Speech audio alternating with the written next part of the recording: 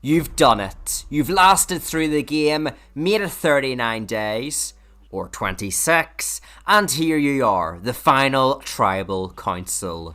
You open your mouth in response to the first jury question, and you realise you suck. And this video will be covering the 5 best instances of that. Bombing into number 5, we have the infamous Tony Vlachos, but it's not Winners at War. It's that one. Now Tony begins the Cagayan final tribal rather well, acknowledging he has a lot of explaining to do, identifies his game as all strategy, and thanks Wu for taking him despite being a jury threat. Yeah, it goes downhill after that. He gets into an altercation with Jeffra, saying he didn't trust her intentions, which can easily come off as gaslighting, telling a jury member what they themselves were doing in a situation where the jury holds the power and can refute their claim. Tony then goes on to say Jeffra broke his trust after getting close to the minority of Spencer, Jeremiah and Tasha, only for Jeffra to correct him, stating she would have flipped on him at the final 9 if she wanted to. Not to mention, this is also hypocritical by Tony, considering at this final 9, he literally betrayed Jeffra by blindsiding her as he got out LJ. Tasha then somewhat credits Tony for keeping a solid alliance, despite consistently lying to them and deceiving them.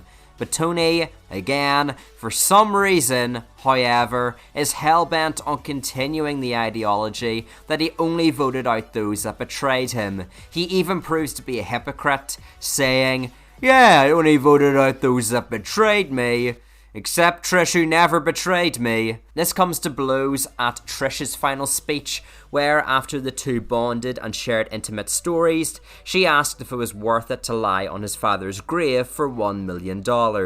Just one direct question, which causes Tony to immediately begin pleading his case to her. Not a good look in front of the jury, and this is accentuated by Trish screaming at him as she wanted an answer, not excuses. Now, to be fair, Tony does eventually say yes, but throughout the final tribal council, he rarely actually owns his game and gets into altercations with half the jury.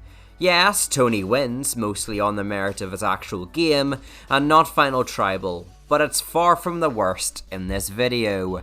Jericho, the winner of Australian Survivor 2017, is a prime example of precisely what not to do at Final Tribal Council. Jericho resorts to 2 main points throughout this Final Tribal Council, the first of which consisted of the jar of cookies he shared with Henry, Luke and Sarah to gain as supposed eventual shields. And considering these cookies were supposed to be for one person, it's probably not a good thing for him to essentially reveal he cheated the system.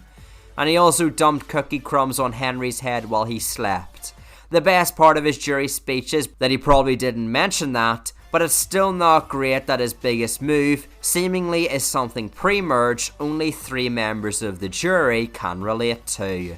But secondly, Jericho told the story of an individual who gave off the perception of being kind and caring, when in reality he was extremely cutthroat. Enter Sarah, one of Jericho's cookie pals, who in her jury questioning essentially rebuked what foundation Jericho had been trying to build for himself by calling out his inaccuracies and contradictions in trying to play both nice and deceitful. Sarah then also calls him out for playing a panic second in command game, which again isn't a great look from one of Jericho's supposed cookie best friends. This also gets the ball rolling on the biggest question this final tribal, of if Jericho was a follower of Luke. Annalise asked Jericho to disprove the perception among several jurors that Jericho rode the coattails of Luke, who openly made big moves, which Jericho does an awful job in responding to, saying there were times he made decisions Luke didn't want to, but doesn't mention a single instance specifically. While the odd analogy can help reinforce an argument, Jericho uses way too many analogies this tribal council and often says a lot of words without actually responding to each individual's question. My favourite example of this is when Pete asks Jericho to describe his game in 3 words, to which he says he was adaptable and flexible? 2 words so similar, even Pete calls him out and tells him to go again. This time he says adaptable, okay, deadly, good, and my favourite one word in the English dictionary, under the radar. Jericho had an awful final tribal, but at least related to most jurors on an emotional level, which is more than Mr. Freeze. Despite pioneering the GOAT strategy, where an individual purposefully takes a person with realistically no shot to win the game to the end and beats them decisively, Brian almost became the first person to lose to his own GOAT at the final tribal. Brian starts out with some good pros for an early Survivor season, like constantly helping around camp, stating he is a good team leader, and even says Clay was less of a doer than him in the game during Aaron's question. Things go south quickly when Ken reveals a conversation Brian had with him about voting out Ted, which Brian said never happens, but when given a second chance by Ken, he says, okay, it did happen. However, it was his concern about Ted not gelling with the group and the fear of him flipping. Supposedly, Brian had made a massive leap in logic, assuming Ken was racist due to being a cop, and tried to get him on side by agreeing to target Ted, which Ken didn't appreciate, but rather thankfully for Brian, Ken never reveals what Brian said in their conversation. Despite telling Jeff after his 2 goes, Brian still wasn't revealing the truth. The penny drops when Brian really shows how little he cares about the jury, by constantly forgetting where she was brought up and how many siblings she has. Throughout this video, I've only focused on the winners' isolated performances, but Clay, Brian's rival, brutally undercuts him by showing Penny he's paid attention to her life story, and by comparison, makes Brian look like a fool. Much like Tony, who we covered previously, Brian got into an argument with Helen on the jury over plotting with Ted to get him out. While more justified, it reiterates the fact that at the final tribal council, the jury have the power, and while Brian eventually gets Helen's vote, as he does eventually apologise, it isn't a good look to the rest of the jury to bicker with one of their members.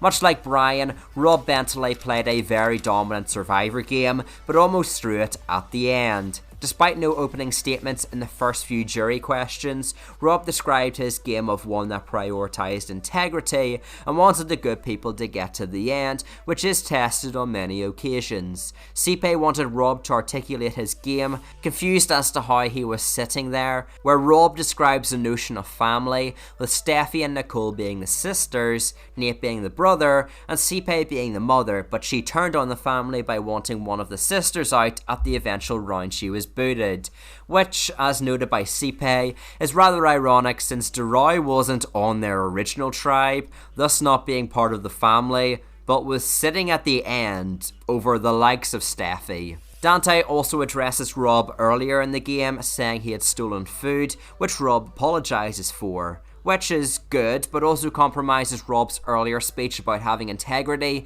for seemingly allowing that lie to persist. When Mubba says Rob played an obvious and safe game, he literally proceeds to urge her to vote another fellow finalist in Doral.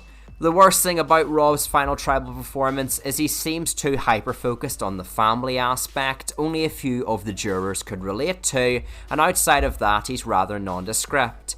We see this abused in Letitia's question to Rob and Nicole about why each other are better than the other. Rob says the only thing he was better than her in was winning more immunities, which is a weak response compared to Nicole, who says she had to fight harder, had to play more deviously, and utilise shields more than Rob. Even despite having good final words about being the hub of the game, Nicole undercuts Rob by saying while he was the hub, she was the links, collecting information and actually supplying Rob with it. For such a dominant game, Rob barely ekes out a win due to an almost disastrous final tribal, but it's better than in Gabon. If you did everything Bob Crowley did at Final Tribal, you would have an amazing Final Tribal performance. Sorry, I read that wrong. If you did everything opposite to Bob Crowley, you would have an amazing Final Tribal performance. See, Bob during his questioning came off as an unaware old man that pissed jury members like Kenny off because he didn't properly give the answer they were looking for. In fact, we don't have to go much further than Bob's opening statement, where he automatically says he didn't outwit or outplay them, two facets of the game, but obviously outlasted them.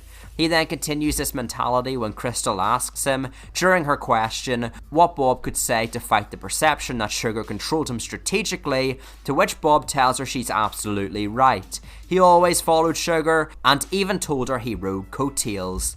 This only gets worse when Marcus says Bob reminded him of his father, a man that was a leader, and asked Bob for a time he showed leadership skills, to which Bob says, shock horror, he said he never had the opportunity to take control. You people make good decisions. Even the highlight of Bob's final tribal comes from basically a freebie question by Corinne, telling him to stop being one-dimensional and say one bad thing about Sugar, which he does to be fair, only to begin segueing into something nice about her, which causes Corinne to immediately cut him off. Ultimately, Bob shows a complete lack of awareness for what the jury wants, and if that doesn't sell you, just remember he almost lost to Susie, of all people. If you want to blow up my survivor numbers, make sure to hit that little button below, and here's a video talking about the 5 times Survivor was on easy mode for its contestants, with twists that are hard to believe were put on a show called Survivor. With that being said, have a great day, and peace!